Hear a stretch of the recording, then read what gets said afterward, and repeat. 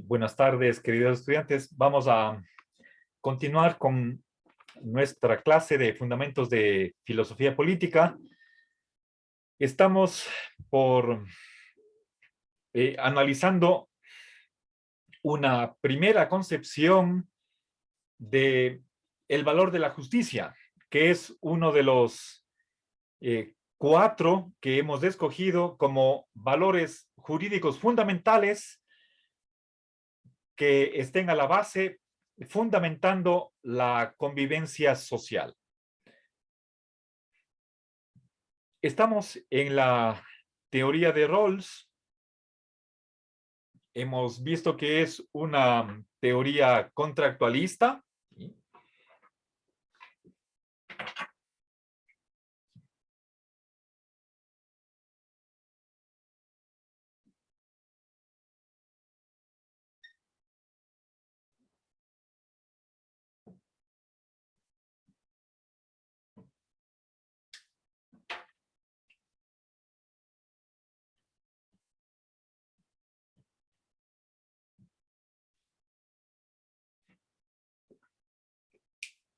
Sabemos que una teoría contractualista tiene 2 partes.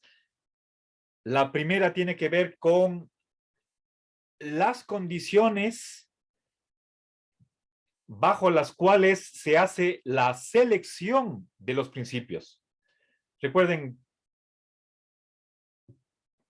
se supone que es un pacto social lo que constituye la base de las normas que van a regir en la sociedad. Y la segunda parte es precisamente cuáles son esos principios, esas normas de convivencia. Estamos en, lo que queremos averiguar son cuáles son los principios de la justicia. Bien, estamos ya a punto de terminar esta primera parte. Y la última clase simplemente dejé enunciado el título de la sección que hoy voy a desarrollar. Rawls llama,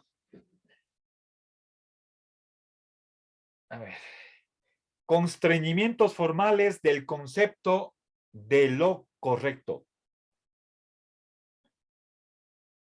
A ver, aquí una precisión terminológica. Rawls escribe en inglés. Lo que ustedes tienen, el texto, esa compilación, es una traducción al español hecha por mí. Y lo que en inglés corresponde, si no estoy mal, a el concepto correcto, es la palabra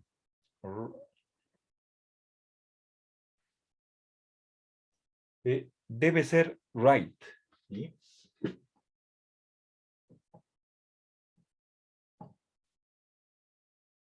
Bien. A ver, esta palabra tiene un doble significado, se puede traducir de 2 maneras. Por una parte, a ver, bueno, por más de dos maneras. Right se opone a left. Right, en ese sentido, significa derecho o derecha, ¿sí? Bien. También podría significar, cuando hablamos del espectro político, algunos piensan que una distinción todavía válida es aquella entre tendencias de derecha y de izquierda. Esa tendencia de derecha, en inglés se utiliza right, a diferencia de left wing. Bien, pero en ese sentido, no está utilizada esta palabra. Right también puede significar el derecho, como por ejemplo en la palabra derecho humano, human rights, ¿sí? Derecho a la vivienda, derecho al trabajo, al seguro social, a un sueldo mínimo, etcétera. Esos son derechos, rights, human rights. Bien, y tampoco es esa la significación que nos interesa ahora. Finalmente, o en tercer lugar, tenemos otro significado y que es el de recto o correcto. ¿Sí? ¿Qué diferencia hay entre recto y correcto? ¿Sí? A ver,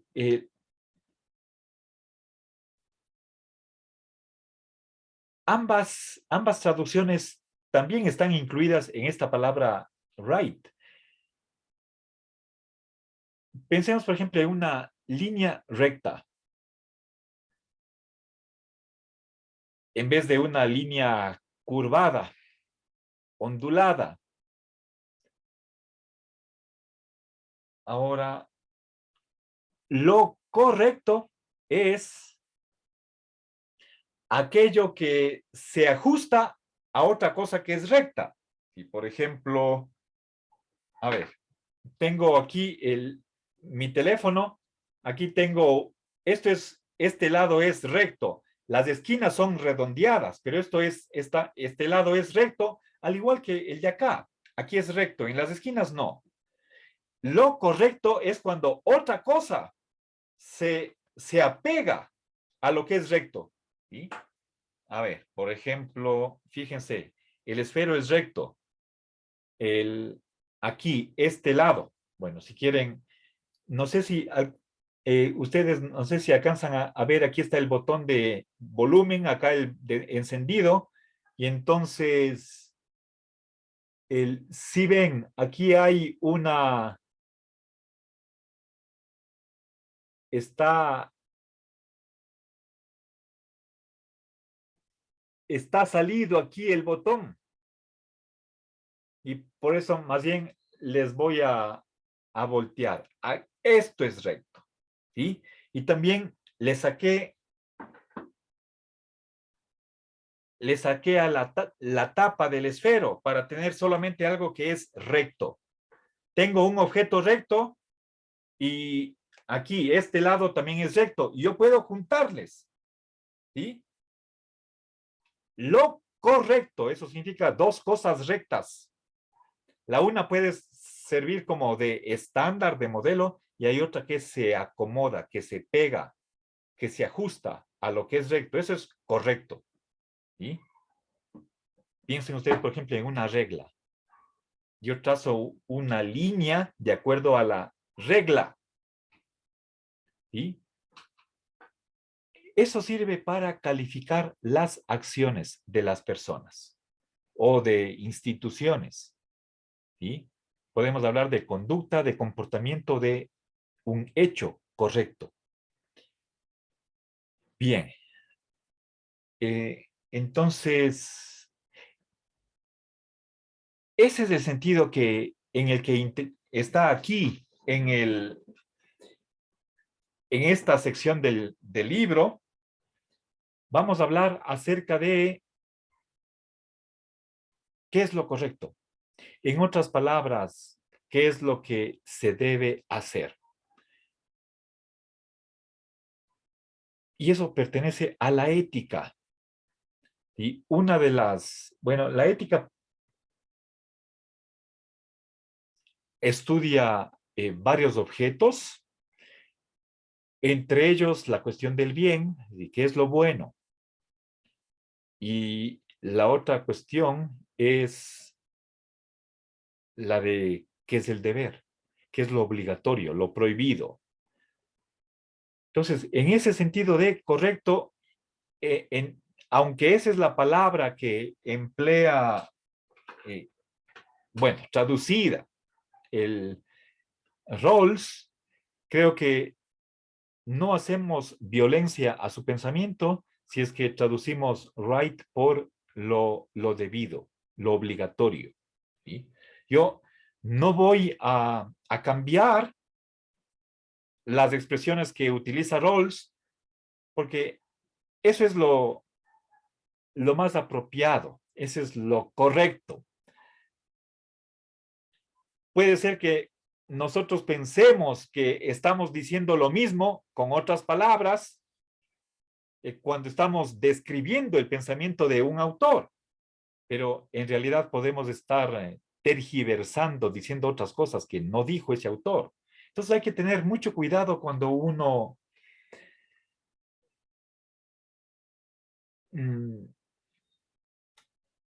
se refiere al pensamiento ajeno de otro autor, ¿sí?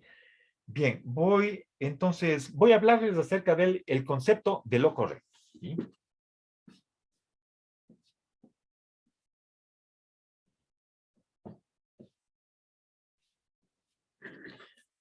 Bien, pero lo importante de tener en cuenta en esta parte es que esta palabra nos sirve para describir una acción, para evaluar una acción de una persona. Y desde el punto de vista ético, podemos nosotros calificar una acción como obligatoria o prescrita, debida, o en segundo lugar como prohibida, que debe no hacerse, o finalmente, en tercer lugar, algo que es lícito, aquello a lo que estamos autorizados, que se nos permite, o a lo que tenemos derecho. ¿Sí? Bien. Entonces, asociemos en nuestro interior, en nuestras mentes, lo correcto con lo debido, lo obligatorio. Aunque no sea esa la manera como se expresa Rawls. ¿Sí? Pero para entendernos, yo por razones pedagógicas les hago esta asociación. ¿Sí? Bien, entonces, ¿cómo piensa? Pero esto es ética, ¿sí? Lo correcto no en el sentido jurídico, lo que debe hacerse por ley, sino en ética. ¿Sí?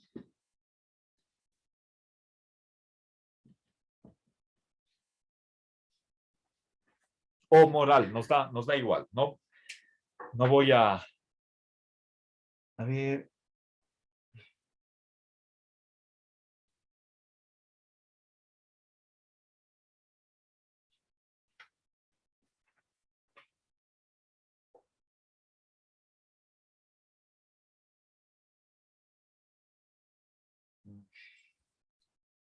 Bueno, en los apuntes que estoy manejando,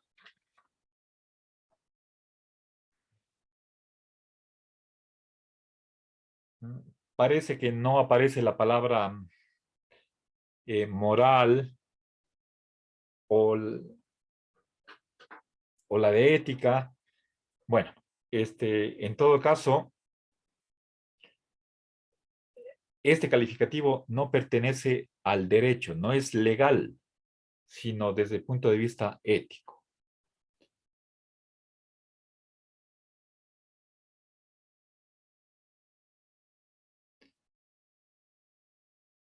Rawls pone 4 características que deben satisfacer la formulación de una norma ética. A ver, si ustedes tienen a su mano el texto, por favor, les pido que revisen en qué parte está en cuál es la sección en la que se habla, Rawls habla de constreñimientos formales del concepto de lo correcto.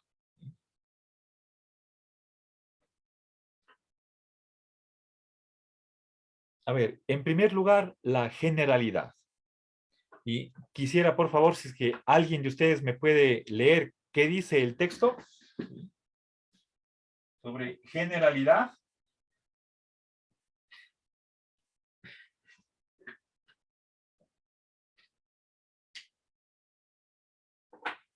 ¿Alguien encontró? Licenciado, Dijo constreñimientos formales. ¿Sí? Ya, ¿Está ahí? Ya. yo encontré, pero dice es un párrafo pequeño. Pero lea dónde está la generalidad, porque hay 4 características. Generalidad, universalidad, ordenación e irrevocabilidad.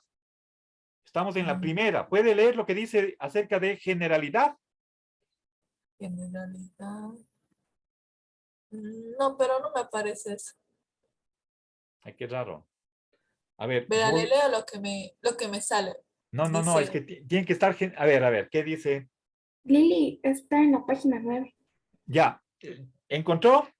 Por favor, ¿qué es lo que dice con respecto a cómo caracteriza Rawls la generalidad? Los principios deben ser generales. Se los debe formular sin hacer uso de nombres propios o descripciones definidas. Ya, Los predicados usados deben expresar propiedades y relaciones generales. ya, gracias, gracias. Perfecto, ya, está.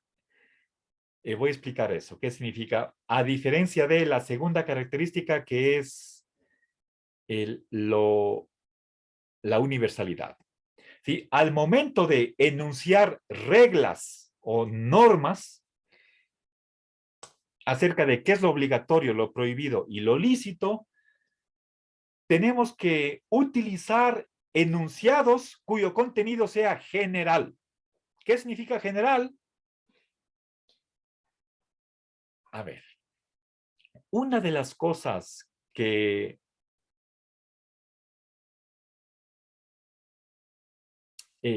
leyó la compañera, a propósito, por favor, ¿quién fue? Me dice el nombre, por favor. Carla Ramos. Carla, ya, gracias, Carlita. Es no utilizar nombres propios. Si es que hay una regla que tiene nombre propio, entonces no nos vale como un criterio para saber qué es lo correcto. ¿Sí? Por ejemplo, si es que decimos, a ver, toda persona pagará impuestos. Sí, esa es una regla general, pero si es que después digo, excepto, y ahí pongo Guillermo Lazo, esa regla no va a ser ética, porque tiene un nombre propio. De igual manera que si es que, o dice, o una descripción definida. Una descripción definida es una expresión por medio de la cual nosotros estamos designando una entidad particular. ¿Sí? Por ejemplo, una cosa es decir Cuenca, eso es nombre propio. Otra cosa es decir la capital de la Suai. Lo segundo, eso es una descripción definida, no es un nombre propio. Bueno, por lo menos según alguna filosofía, se hace una distinción entre ambas cosas. Un nombre no es una descripción definida. Eso es discutible. Eso es cuestión de filosofía del lenguaje. Aunque tal vez a primera vista ustedes crean que un nombre es lo mismo que una descripción definida, esa posición tiene dificultades. Y para evitar las cuales, más bien, hay filósofos que separan los destinos de un nombre no es una descripción definida. Bien, entonces, piensen, por ejemplo, si es que en, les parece, les pareciera a ustedes, perdón, les parecería a ustedes correcto o correcta una convocatoria de llamamiento a concurso, por ejemplo, para un profesor de patología en la universidad, que entre los requisitos se ponga que tiene que tener título de 4º nivel, ¿ya? Eh, hasta ahí está bien, pero podemos decir, ¿qué pasa si es que me exigen que el título tiene que haber sido el sacado en la Universidad de Salamanca en 1980? Entonces, Universidad de Salamanca es un nombre propio. Y cuando aparece ese requisito en la convocatoria, ya sabemos a quién está dirigido el concurso, quién va a ganar. ¿Quién es el doctor que tiene el título de Salamanca en 1980? Juan Pérez. Va a ser el ganador, el único que puede concursar además. ¿Sí? Entonces, nadie va a admitir esa convocatoria porque no es ética. Está utilizando un nombre propio. ¿Sí? Segundo requisito, las normas tienen que ser universales.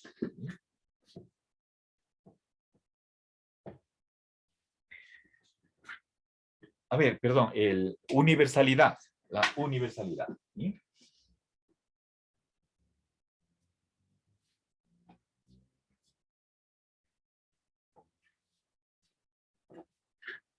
A ver, para seguir con el ejemplo de convocatoria a llenar la vacante de profesor de patología. ¿Qué pasa si digo, en vez de decir en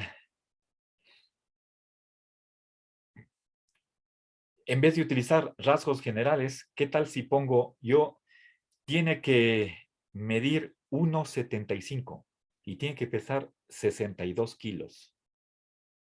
Tiene que tener 55 años.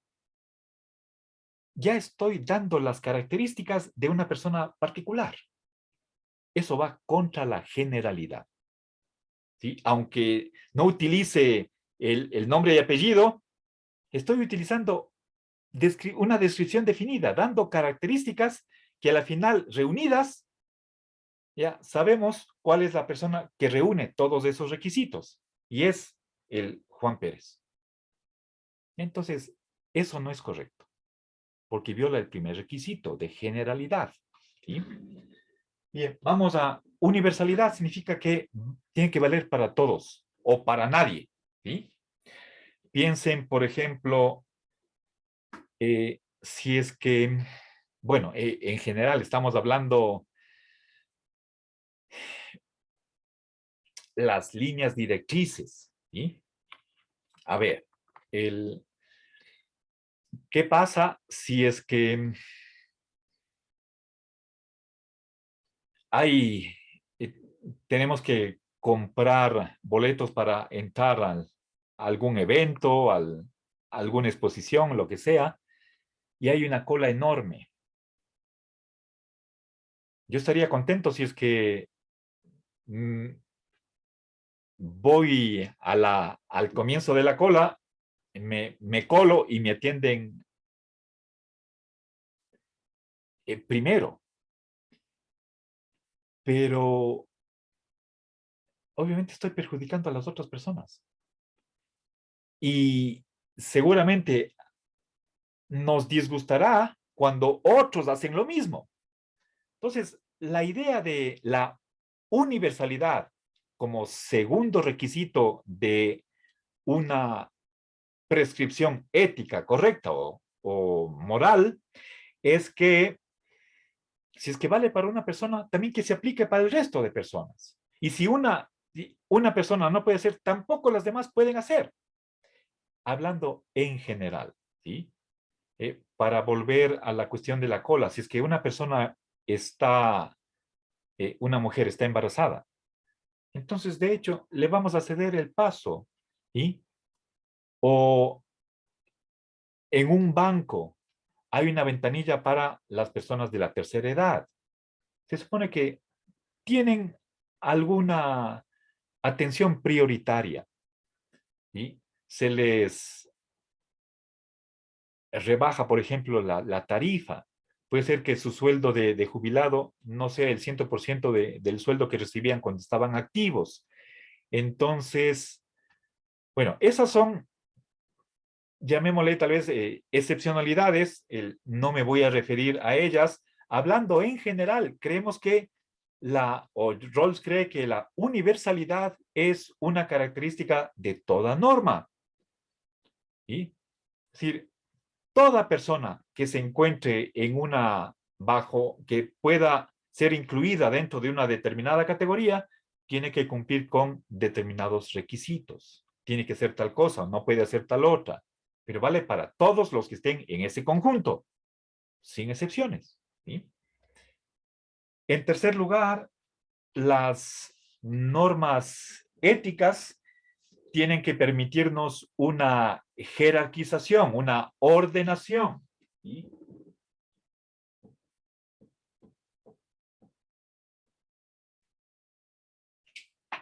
¿Qué significa esto?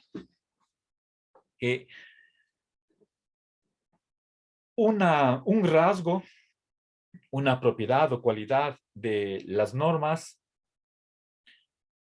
es la de que permitan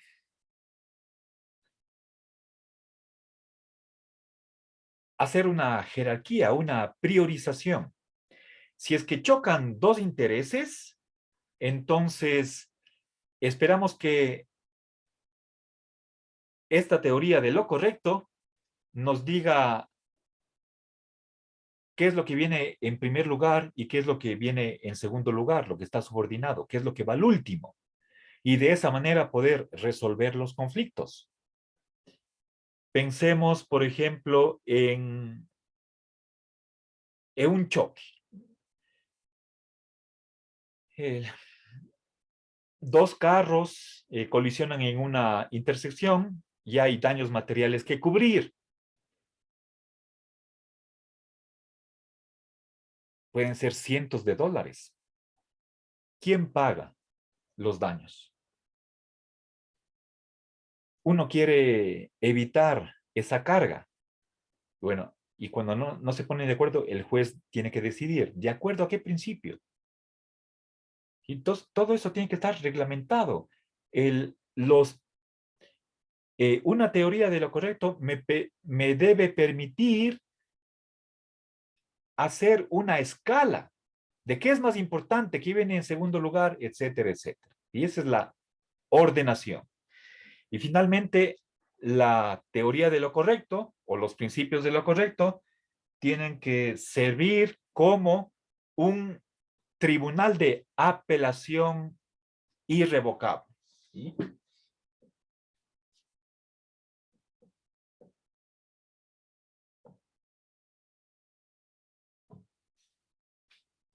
Ya la irrevocabilidad.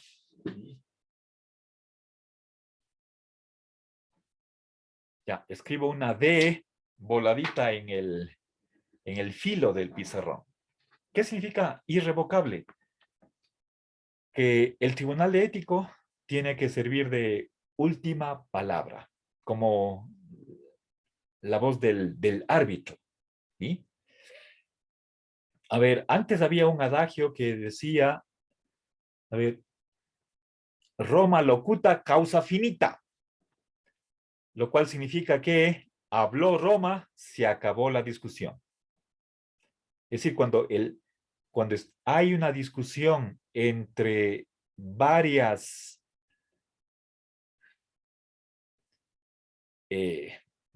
no quisiera decir sectas, entre dos pensamientos opuestos dentro del pensamiento católico, cuando se pronuncia el Papa expresamente con la intención de dirimir esta discusión, entonces lo que diga el Papa, eso es lo que hay que hacer. ¿Ya? Eh, por encima de él ya no hay ninguna otra instancia superior a la que se pueda acudir. ¿Sí? Entonces, piensen, por ejemplo, si es que alguien, un acusado, se le declara culpable y no está de acuerdo. El juez dice que es culpable y le sentencia a tal castigo. Si es que la persona está inconforme, puede apelar a la Corte Suprema.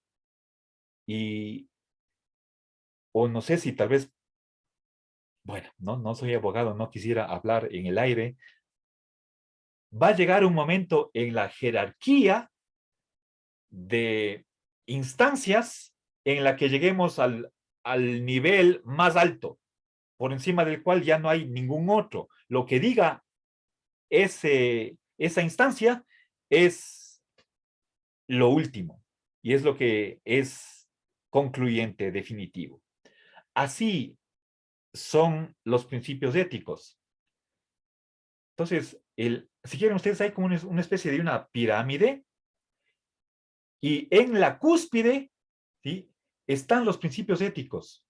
Cuando a partir de mi teoría de lo correcto puedo yo deducir una conclusión con respecto a un caso particular que esté en discusión, entonces ahí termina la discusión. Ya no hay nada más que hacer. Hemos apelado a la ética y por encima de ella ya no hay nada más. ¿Sí? Bien, entonces estos 4 requisitos tienen que tener todas las propuestas de las teorías éticas. Ahora, recordemos ¿por qué vemos ética cuando estamos hablando de filosofía política? Rawls cree que la base de la política está en la ética. Los principios de la justicia tienen que enmarcarse, encajarse en una teoría ética. Bueno, Rawls no se pronuncia con esos términos. Él prefiere hablar de el concepto de lo correcto. Pero en el fondo de lo que está hablando es de qué es lo que hace que una acción sea obligatoria o no.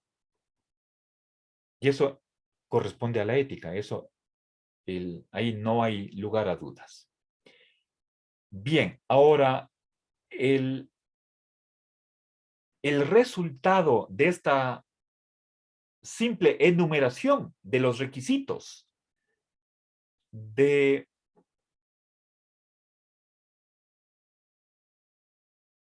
¿qué es lo correcto?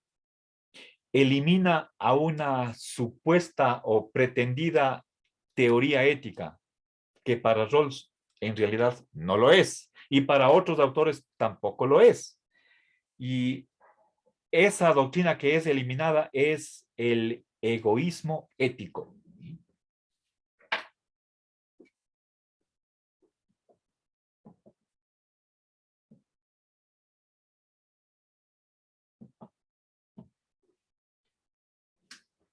Verán, hay 2 tipos de egoísmos. El uno es egoísmo psicológico, que dice que las personas actúan de hecho en la realidad o en la práctica persiguiendo sus propios intereses. Así somos. Nuestra naturaleza es egoísta, queramos o no, lo admitamos o no, somos egoístas. Cada uno busca su propio interés. Pero esa no es una teoría ética, porque en esa descripción no aparece una cualidad moral. El egoísmo ético, como teoría o como supuesta teoría ética, lo que defiende es que todo individuo debe buscar su propio interés.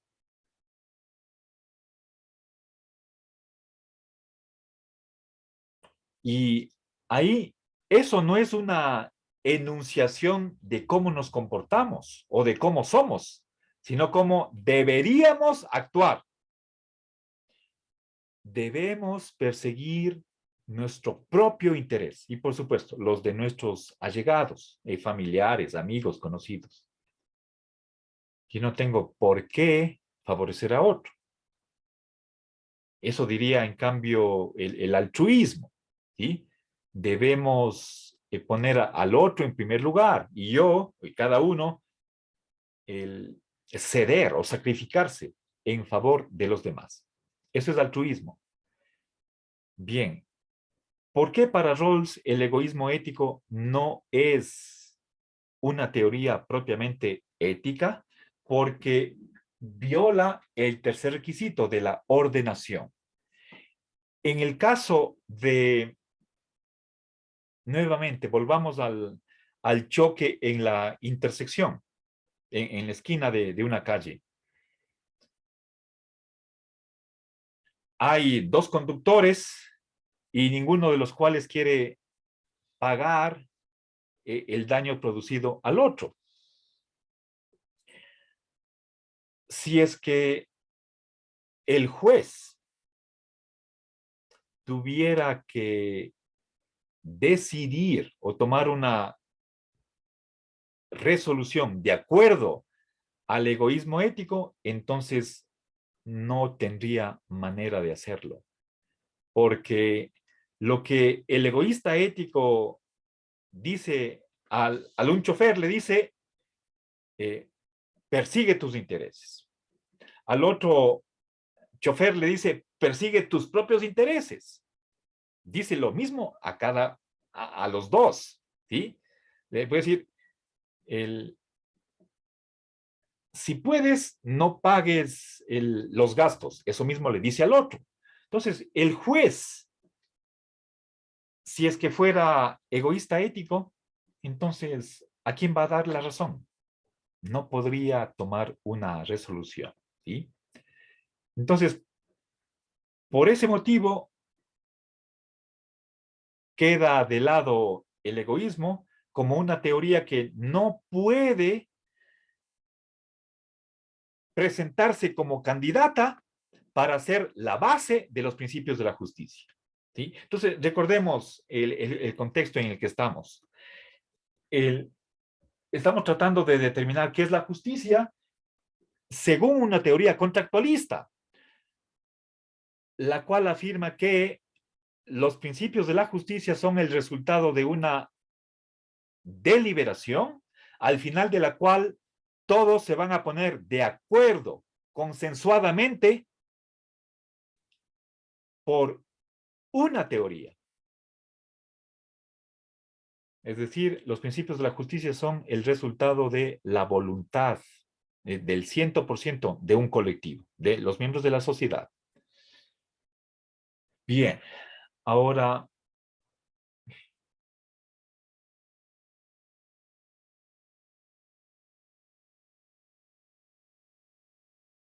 entonces estamos nosotros imaginariamente participando en esa grandísima asamblea. No hace falta que nos imaginemos puede ser un estadio en el que hay 20,000 personas. No hace falta, puede ser un cuarto pequeño y uno está ahí con voz y voto. Primero, cualquiera puede decir, seguramente hay alguien un moderador que se encarga de recibir las propuestas, cualquiera puede lanzar una moción. Y si es que alguien dice, estamos en una fase de que proponemos, lanzamos candidatas a teorías del deber. Entonces uno alza la mano y dice, propongo que consideremos el egoísmo como teoría ética. Y seguramente decir, perdón, disculpe, sabe que para que sea teoría ética debe cumplir estos 4 requisitos y su propuesta no cumple el 3. Dice, bueno, le dejamos callado. Pero hay otras teorías. Rawls considera, ya no recuerdo, creo que son 8 o 9 teorías. Ustedes no tienen la lista puesto que es un resumen apenas. Pero una de las que sí se discute es el utilitarismo. Y yo ya en otra clase me adelanté a decir por qué Rawls no admite el utilitarismo. Ahora voy a completar esa crítica.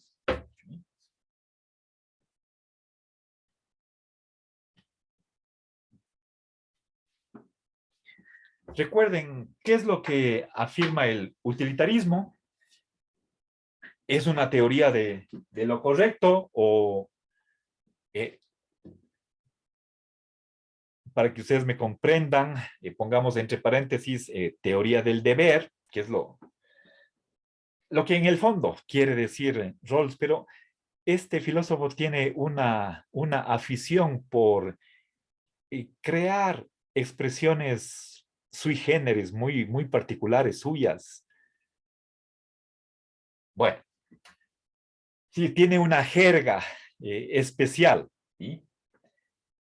A ver, bueno, no creo que sea por pedantería o, o alguna otra razón. Seguramente tiene alguna motivación para ello. ¿Sí? Bien, el utilitarismo como teoría para evaluar moralmente las acciones, es decir, es positiva o negativa, correcta, incorrecta, justa, injusta, etcétera, él nos dice que es obligatoria aquella acción que maximiza el bien. ¿Sí?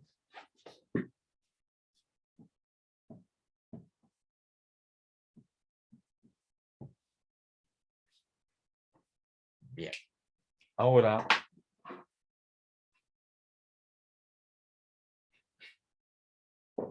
¿por qué Rawls no acepta el utilitarismo? Varias razones. ¿Sí?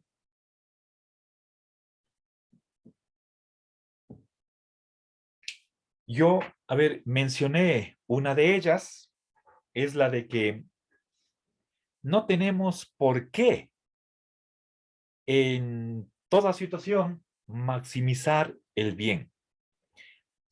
En otras palabras, no es necesario que con nuestras acciones, bueno, pensemos más bien, ah, apliquemos el criterio moral utilitarista a la política, a la organización de la sociedad.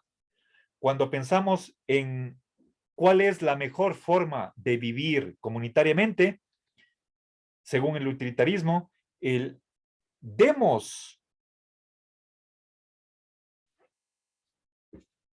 una manera de vivir o de convivir de tal manera que se tenga como consecuencia la maximización del bien. Ese es el utilitarismo. Ese sería el ideal que habría que perseguir. Rawls dice, no necesariamente, porque no solo es importante la cantidad o la mayor cantidad de bien, sino también cuenta la distribución, ¿sí? La distribución de ese bien. ¿Sí? Nuestra única preocupación al momento de pensar en la reorganización social no puede ser simplemente cuál de las varias posibilidades de convivencia va a producir el mayor bien, sino que también debería importarnos cómo está distribuida o distribuido ese mayor bien. ¿Sí? Entonces, también es importante la cantidad, perdón, la distribución, no solo la cantidad.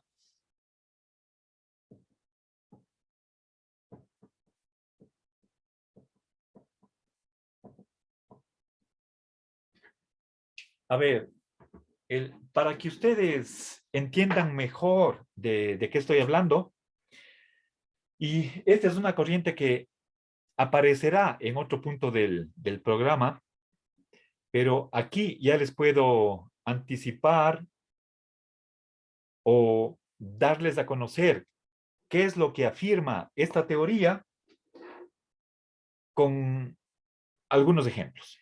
El primero es a ver, el de el tole. ¿Sí? Ya, les voy a presentar un dilema ético para ver cómo lo resuelve el utilitarista y de paso quisiera que ustedes piensen si es que estarán de acuerdo o no con esa posición utilitarista. El primer caso es el siguiente. Imaginémonos que estamos en una estación de trenes y hay una pendiente por la que está descendiendo un vagón sin frenos. ¿Sí?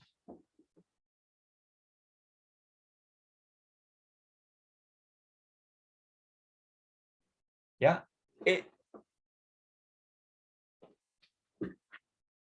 Pensemos además que más adelante en las rieles están atrapadas dos personas. No se pueden mover, de modo que si es que no se hace nada, entonces el curso de los acontecimientos es que el vagón va a matar a dos personas, les va a quitar la vida. Van a morir dos personas, son desconocidos y no sabemos quiénes son. Ahora, pero esto está presenciando alguien que está en la cabina de control y él sí puede hacer algo. Simplemente mueve la palanca, hay una riel que está hacia un lado, ¿sí? Pero el problema es que en esa segunda riel está atrapada una persona, ¿sí? Entonces, ¿qué se debe hacer? Si ven los puntitos, ¿no? Aquí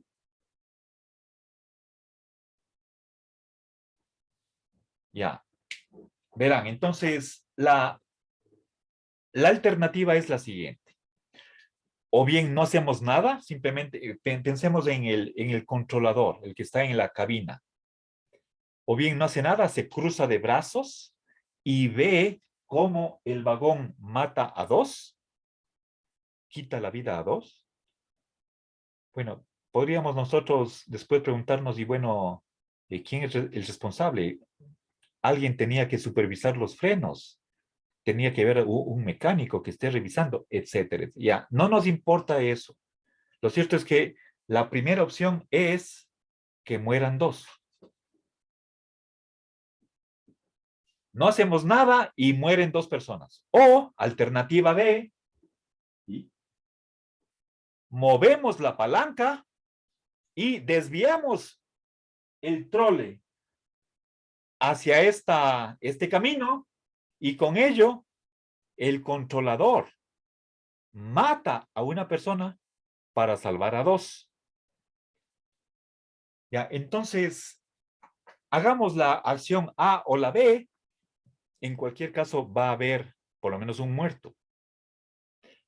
Acá en la acción A, dos muertos. Acá en la acción B, un muerto.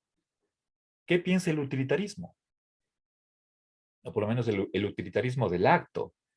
Él dirá, cualquiera de las dos opciones es mala, pero en este caso optemos por lo menos malo. ¿Qué es mejor? O mejor dicho, ¿qué es menos malo? ¿Que mueran dos o que muera solamente uno? Entonces, puede parecer que, digamos, o aceptemos que es preferible que solo muera uno, pero eso significa matar a una persona para que se salven dos. Y este es un primer ejemplo. Piensen ustedes, no les voy a decir qué harían, sino qué es lo que el controlador debería hacer, basado en una teoría ética. ¿Sí? Bien. En este caso hay una regla que dice, hay que minimizar el sufrimiento. Minimicemos las pérdidas de vida. Más vale que muera solamente uno en vez de que mueran dos. Cuestión numérica. ¿Sí? Igual, acá esta persona es un tercer desconocido. ¿Sí? Bueno, por supuesto hay variantes de este escenario, no nos vamos a complicar. ¿Sí? Solo quiero que ustedes comprendan cuál es el pensamiento del utilitarista y prácticamente en qué casos es clarísima su aplicación. Siguiente caso, pensemos en un naufragio. Esto es de la vida real. Hay 30, o sea, se hunde un barco y hay 30 en alta mar. Hay 30 sobrevivientes que están hacinados en un bote salvavidas cuya capacidad máxima era para 7 personas. La mayoría de los sobrevivientes están en el agua, cogiéndose del filo, ¿sí? Para aliviar el peso. Pero el problema es que se avecina una tormenta y si es que no se respeta el número máximo, que es de 7 personas, entonces se hunde el bote salvavidas. Mueren todos. Ahora, está ahí el capitán y tiene que resolver qué debe hacer. ¿Cuáles son las alternativas?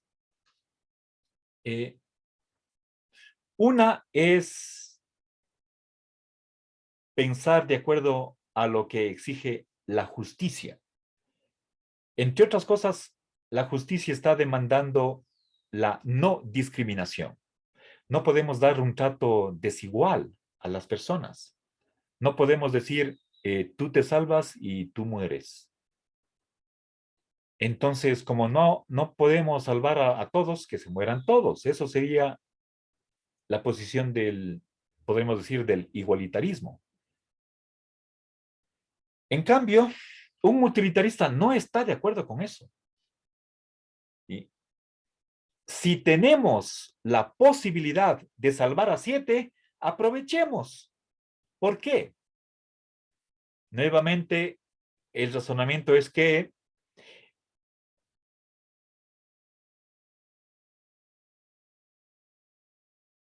es preferible que solo mueran 23 personas en vez de que mueran 30. Tenemos que minimizar el número de fallecidos. Si es que hay cómo salvar a 7, hagámoslo. ¿Sí? Bien, entonces es minimizar el número de pérdidas humanas. Esa sería la regla que estamos siguiendo. En vez de que mueran 30, mejor solamente 23.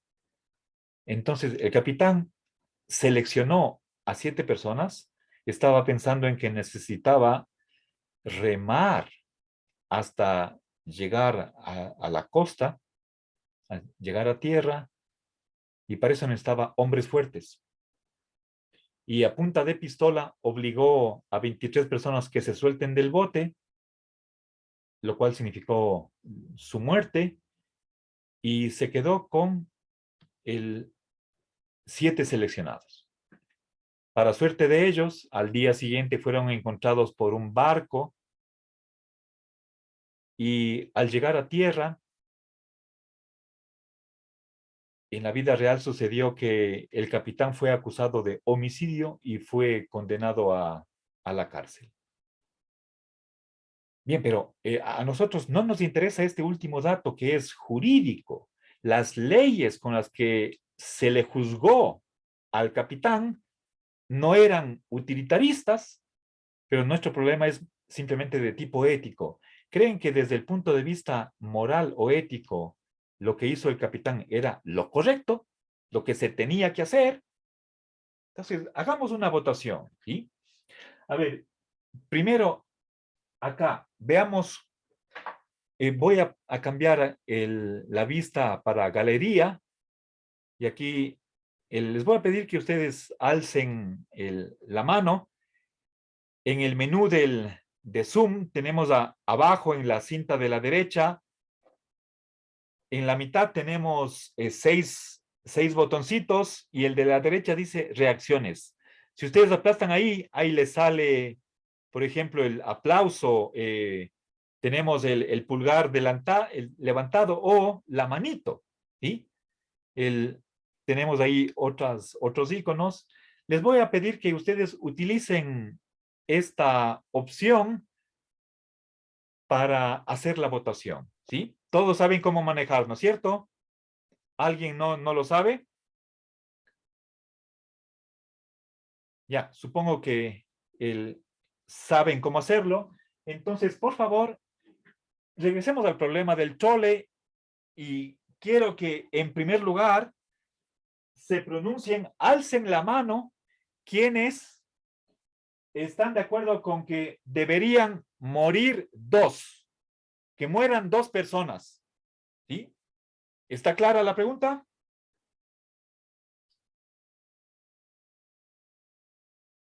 A ver, por favor, voy a esperar unos segundos, no perdamos mucho tiempo. A ver, voy a parar el video. A ver, un ratito, hice la votación y 0 personas están a favor de la opción A. Ahora, por favor, les pido, alcen la mano quienes están de acuerdo con la opción B.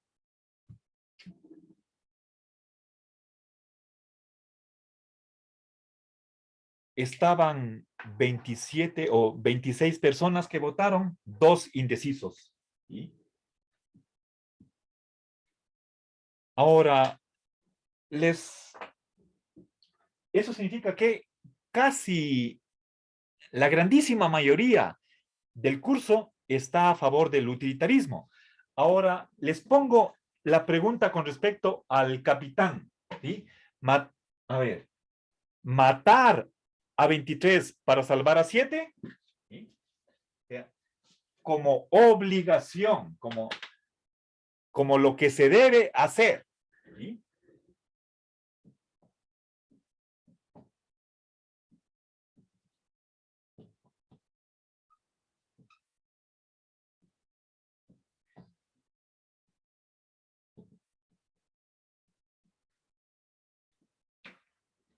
A ver, la primera opción es la del utilitarismo.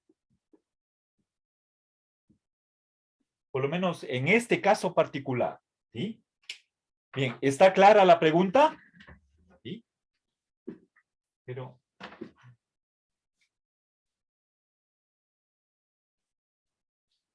es una cuestión de ética.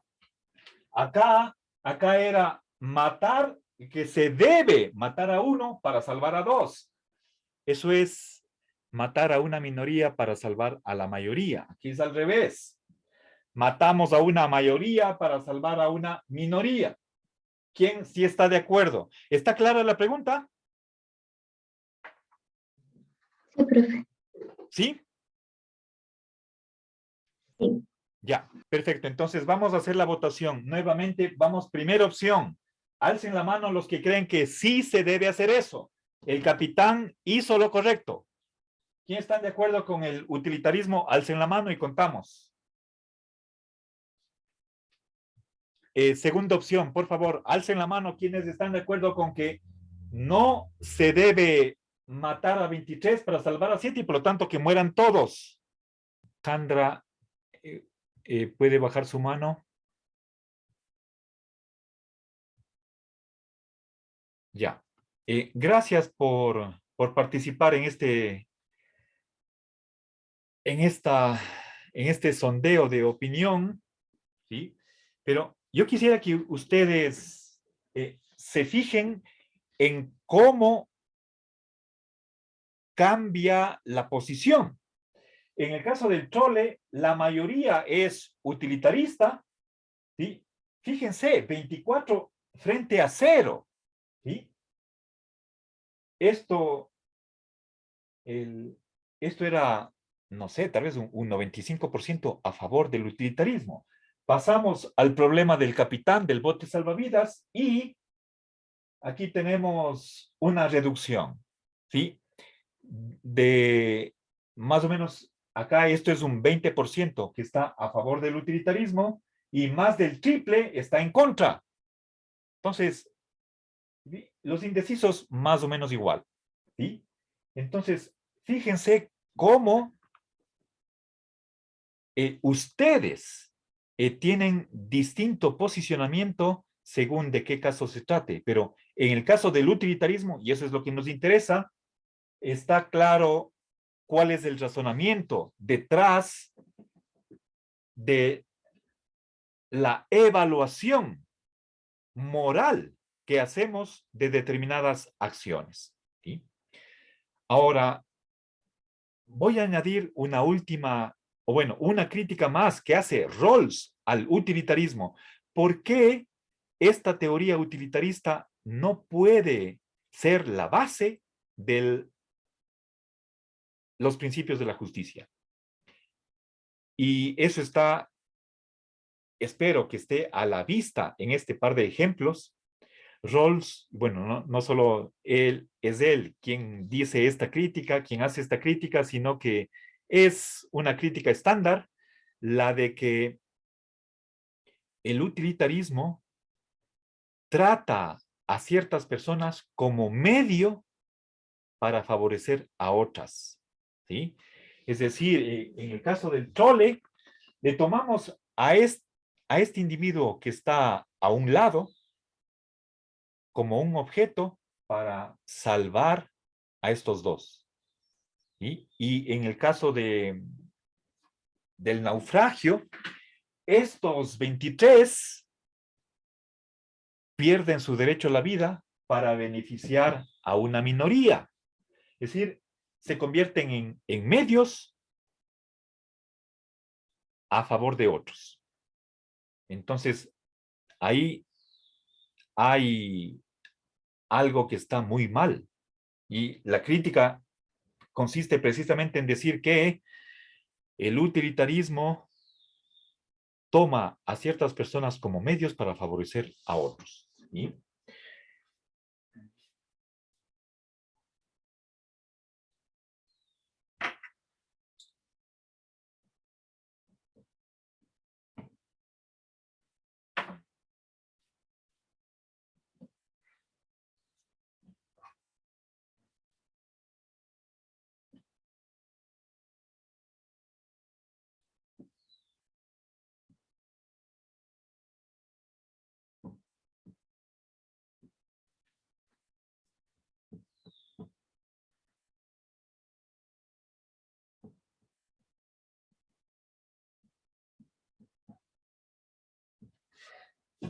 Bien.